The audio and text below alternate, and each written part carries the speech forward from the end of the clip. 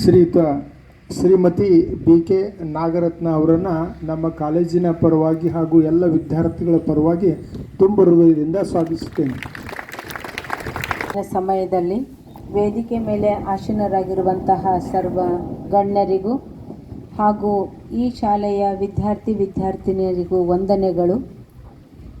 ನಮ್ಮ ಭಾರತದ ಮಾನ್ಯ ಪ್ರಧಾನಮಂತ್ರಿಜಿಯವರು ನಶಾಮುಕ್ತ ಭಾರತ ಅಭಿಯಾನವನ್ನು ಪ್ರಾರಂಭ ಮಾಡಿದ್ದಾರೆ.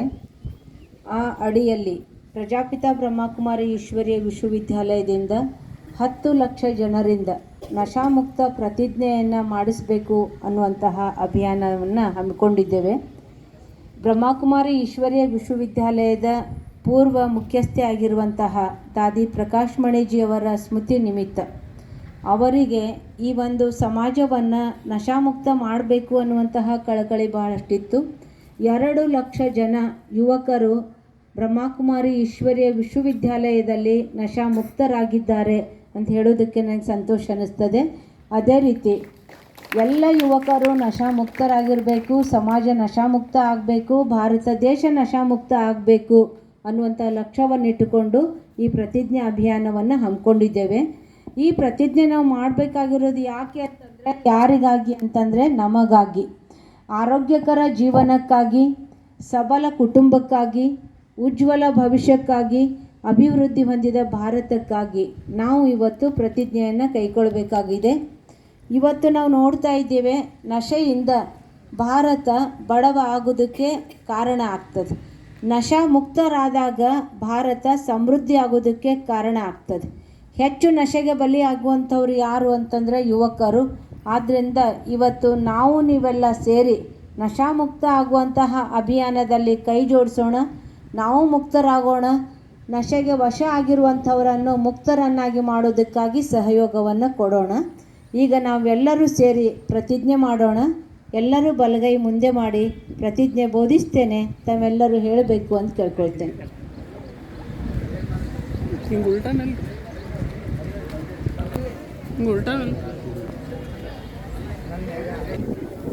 ಮೇಲ್ ಬರ್ರಿ.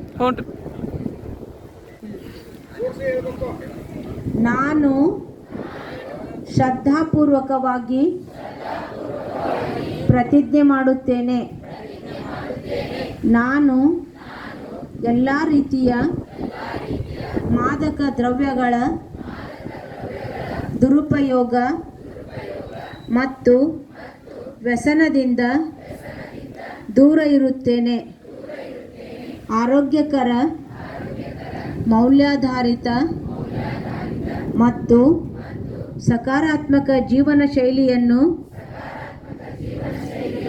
ಅಳವಡಿಸಿಕೊಳ್ಳಲು ಸದಾ ಪ್ರಯತ್ನಿಸುತ್ತೇನೆ.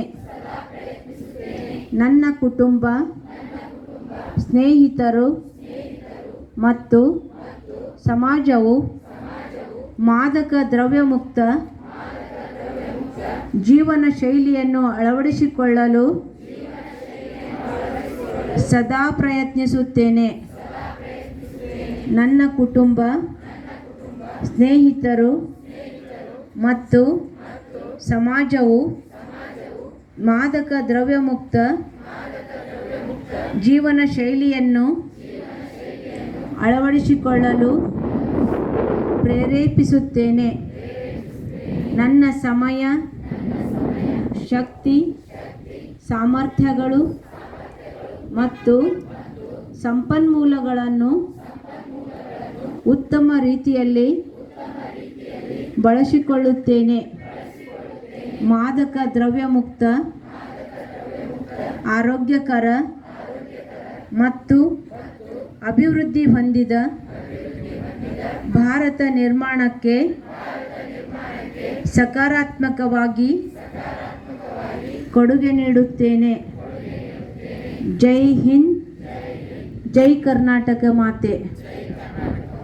ನಶಾ ವಿಕಸಿತ ಭಾರತ. ಧನ್ಯವಾದಗಳು.